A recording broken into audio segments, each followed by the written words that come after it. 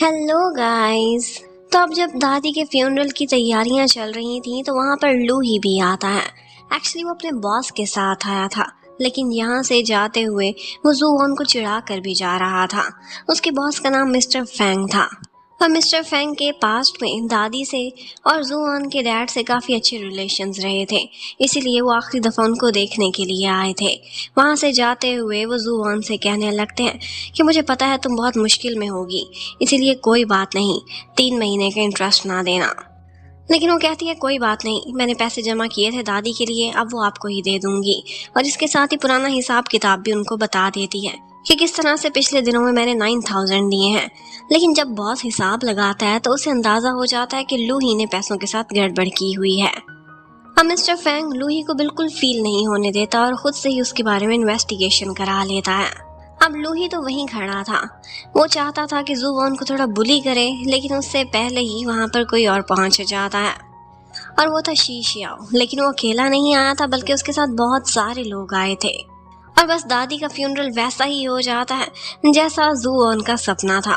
वहां पर उसके नेबर्स आए थे, उसकी दादी के कोलीग, नूडल शॉप वाले अंकल और भी बहुत सारे लोग, और हर कोई दादी के बारे में अच्छी बातें बोल रहा था। उसे फील होता है कि शायद दादी का कोई सपना होता तो वो इसी तरह का फ्यूनरल होता। और इसके साथ ही वहां पर गूमंग एक वीडियो लेकर आई थी, जो कि एक्चुअली दादी माँ ने खुद रिकॉर्ड कराई थी। इसमें वो यही कहती हैं कि मैं बीमार तो हूँ, अगर अचानक से इस दुनिया से चली गई तो मेरा ये मैसेज है सबके लिए कि मेरे फ्यूनरल पर रोना नहीं है। और हाँ, शॉप वाले अंकल कंग को स्पेशली कहती हैं कि तुम रोते हुए बहुत बुरे दिखते हो। और बस उसके बाद उन्होंने अपनी थॉट्स सबके बारे में बताई थी। कहा था कि मैंने एक अच्छी लाइफ गुजारी है, बेशक मैं रिच नहीं थी, लेकिन मेरी लाइफ पीसफुल रही है। स्पेशली मैं इसलिए बहुत ब्लेस्ड थी कि मुझे जुआन जैसी पोती मिली है। और साथ में वो ये भी कह रही थी कि बेशक तुम फील नहीं कराती, लेकिन मुझे पता है कि मेरी वजह से तुम्हें बहुत सफर करना पड़ता है।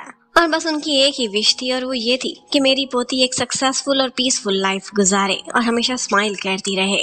अब दादी का फ्यूनरल तो बहुत अच्छे से हो गया था और उसके बाद शी शियाओ जूवॉन का साथ तो देना चाहता था, लेकिन इतने में उसे एक इमरजेंसी कॉल आ जाती है। उसे जाना पड़ता है। एक्चुअली स्टेप मॉम अपने लिए एक वेडिंग ड्रेस चूज कर रही थी। वो वहां पर शी शियाओ को बुलाती हैं और मेक श्योर करती हैं कि तुमने वेडिंग जरूर अटेंड करनी है। लेकिन साथ ही साथ वो कहती हैं कि जैसे ही तुम प्लेन पर चढ़ोगे मैं जूवॉन को पैसे भेज दूंगी ताकि दादी का जल्दी से जल्दी इलाज शुरू हो सके।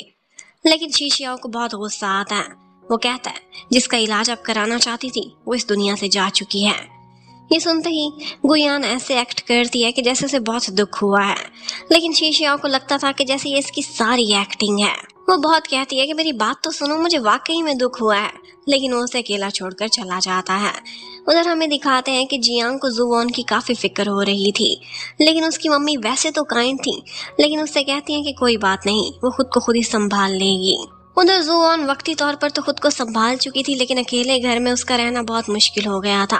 हर जगह हर चीज से उसे दादी की यादें आती थी।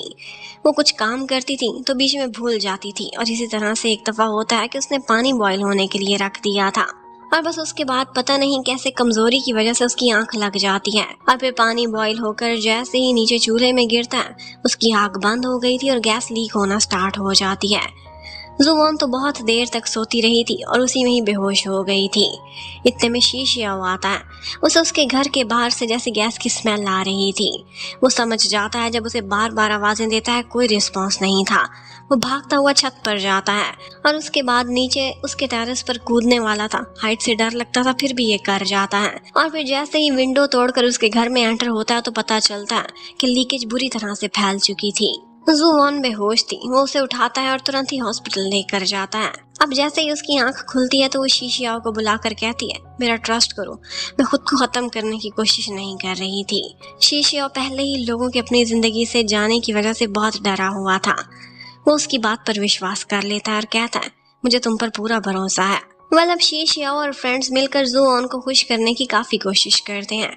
उसके साथ समय बिताते हैं, उसे जोक्स सुनाते हैं, लेकिन वो किसी की बात पर तवज्जो नहीं देती थी, ना कुछ खाती पीती थी, बस सोचों में पड़ी रहती थी और फिर सो जाती थी। उसे बहुत वीकनेस हो गई थी।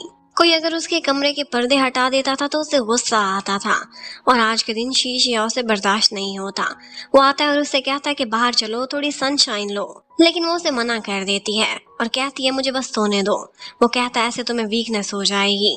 और बस इस बात पर वो उठकर इतना चिल्लाती है और दोनों एक दूसरे पर बहुत गुस्सा करते हैं। और फिर इन द एंड जूवॉन को रोना आ जाता है कि आखिर किस्मत मेरे साथ ये अन्याय क्यों करती है। पहले डैड चले गए, मॉम मुझे छोड़कर चली गई और अब हमेशा के लिए दादी चली गई हैं। अब ऐसे में शीशियाओ उसे हक करता है और कहता है तुम फिक्र ना करो, मैं तुम्हारे साथ हूँ और तुम्हें लोनली फील नहीं होने दूंगा। अब वो हॉस्पिटल से डिस्चार्ज हो गई थी। आज के दिन तो शीशियाओ उसे सीधे अपने ही घर लेकर आता है, उसके मम्मी वाले घर में। उसके लिए बेड प्रिपेयर करता है और कहता है तुम काफी दिनों से ठीक से रेस्ट नहीं कर सकी, अच्छे से खाना खाओ, दिल खोल कर सो और फिर कल से एक नई शुरुआत करो। वो उसे अपना बेडरूम दे देता है और खुद बाहर सोफे पर लेट गया था। जूवॉन को उसकी काइंडनेस बहुत अच्छी लगती है, वो उसका थैंक्स करती है। और फिर नेक्स्ट मॉर्निंग शीशिया उसके लिए खाना पकाने की बहुत कोशिश करता है, लेकिन नहीं पका पाया था। और इसके साथ साथ उसने जो फूड डिलीवर करने को बोला था, बारिश की वजह से वो भी खराब हो गया था। अब वो उससे सॉरी बोलता है कि आज नाश्ता तुम्हारा थोड़ा लेट हो जाएगा, मैं तुम्हारी तरह स्किल्ड नहीं हूँ। और फिर कहता है आज के दिन तुम कहाँ जाना चाहोगी, मैं तुम्हें फ्रेश एयर में लेकर जाऊंगा। वो कहती है कि आज हम क्यों ना सी साइड पर वॉक करें। और इसके साथ साथ वो ये भी बताती है कि मैं आजकल कितना लोनली फील करती हूँ। यहाँ पर अपने मन की हर बात शीशियाओ भी उसके सामने करता है और बताता है कि जब मम्मी इस दुनिया से गई थी तो मेरा बिल्कुल ऐसा ही हाल था जैसा तुम्हारा है, इसीलिए मैं तुम्हारे दर्द को समझ सकता हूँ और मैं तुम्हें ज्यादा देर लोनली नहीं रहने दूंगा। अब उसके बाद जूवॉन उसे हक करती है और बहुत रोती है। शीशिया उसे समझाता है कि बेशक देखने को तो दादी तुम्हारे साथ इस दुनिया में नहीं है, लेकिन वो किसी और फॉर्म में तुम्हारी अम्ब्रेला बनकर हमेशा तुम्हारे साथ रहेंगी। उनकी प्रेयर्स, उनकी विशेस तुम्हारे साथ हैं। अब उसके बाद इतने सुंदर से मौसम में वो दोनों एक वॉक के लिए जाते हैं। वहाँ पर बहुत सारे सीगल्स थे, बहुत जबरदस्त सा नजारा था। यहाँ पर जूवॉन बचपन की सारी बातें बताती है, कहती है कि किस तरह से बचपन में मैं विशेस पर बिलीव किया करती थी और मेरे डैड कहते थे कि जो भी विश तुम लिखकर पिलो के नीचे रखोगी वो जरूर पूरी होगी। बहुत देर बाद मुझे पता चला था कि ये सब तो डैड मुझे चक्कर दिया करते हैं। वो उससे पूछता है कि तुम्हारी आखिरी कौन सी विश थी जो पूरी नहीं हुई। वो कहती है कि जब मैं 9 इयर्स की थी तो एक दफ़ा बारिश में भीगने की वजह से बीमार हो गई थी।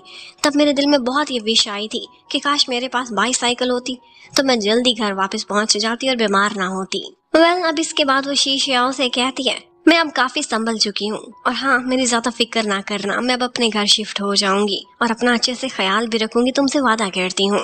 आज के दिन तो उसी के घर पर रात को रह गई थी, अगले दिन वापस जाएगी। लेकिन रात को शीशियाओ चोरी छुपे उठता है और आधी रात को भागता हुआ गेमिंग शॉप में चला जाता है। वो शॉप ओपन थी। यहाँ पर वो जूवॉन का एक सपना पूरा करने के लिए आया था। जूवॉन को हमेशा से अच्छी बाईसाइकिल से बहुत ऑब्सेशन थी और वहीं पर ही एक बाईसाइकिल इनाम के तौर पर रखी गई थी कि जिसने टिकट्स में हाईएस्ट स्कोर किया, रिकॉर्ड तोड़ा, उसे यही बाईसाइकिल मिलेगी। तो अब नेक्स्ट मॉर्निंग जैसे ही जूवॉन उठती है तो वो देखती है कि सुबह ही सुबह शीशियाओ की तो आंख ही नहीं खुल रही, वो सो रहा है। तो वो उसके पास मैसेज रख कर चली जाती है कि मैं काम पर जा रही हूँ। और फिर जैसे ही अपनी वही गेमिंग शॉप में पहुंचती है तो वहां का तो नक्शा ही बदला हुआ था, हर जगह टिकट्स बिखरे हुए थे और वो कोई इस तरह की गेम थी जिसमें टिकट्स कलेक्ट करने थे। और उसने हाईएस्ट रिकॉर्ड सारी रात जाग कर यहाँ पर खेल खेल की बहुत मेहनत से बनाया था। और जूवॉन को जैसे ही पता चलता है कि कल बाईसाइकिल का इनाम जीत कर शीशियाओ यहाँ से बाईसाइकिल लेकर चला गया तो उसे समझ आ जाती है कि ये सारा कुछ वो मेरे लिए ही कर रहा है। वो भागती हुई अपने घर की तरफ जाती है और उसके फ्लैट के बाहर नई बाईसाइकिल चमचमाती हुई खड़ी थी। उस पर एक स्टिकी नोट भी था और लिखा हुआ था तुम्हारी नई लाइफ के लिए तुम्हारे लिए एक छोटा सा प्रेजेंट। और बस ये मैसेज देखते ही वो बहुत टची हो जाती है। उसे लगता है कि जैसे दुनिया खत्म नहीं हुई, दादी के जाने के बाद भी कोई है जो उससे बहुत प्यार करता है। अब वो रह नहीं पाती और शीशियाओ को कॉल करती है, उससे कहती है सारी रात तुम गेम खेलते रहे, मुझे खुद भी तो ये बाईसाइकिल गिफ्ट में दे सकते थे, मेरे घर के बाहर रख दी, बहुत बड़ा सरप्राइज दिया है तुमने मुझे। वो उसे कहता है मैं बस ये चाहता हूँ तुम लाइफ में खुश रहो और तुम्हारी सारी विशेस पूरी कर सकूं। लेकिन उसके बाद जूवॉन कहती है वैसे तुम इतने चौथे फ्लोर तक ये बाईसाइकिल लेकर आ गए हो, अब इसे उठाकर नीचे कौन लेकर जाएगा, तुम्हें ही लेकर जानी पड़ेगी। शीशियाओ तुरंत ही यस कर देता है और कहता है बाईसाइकिल क्या, मैं तो तुम्हें भी उठाकर नीचे ले जाऊंगा। और बस यही सुनते ही वो काफी खुश हो जाती है। इतने दिनों बाद उसके फेस पर एक रियल की स्माइल आई थी। और इसके साथ ही ये पार्ट खत्म होता है। Stay connected, thank you for watching, bye bye.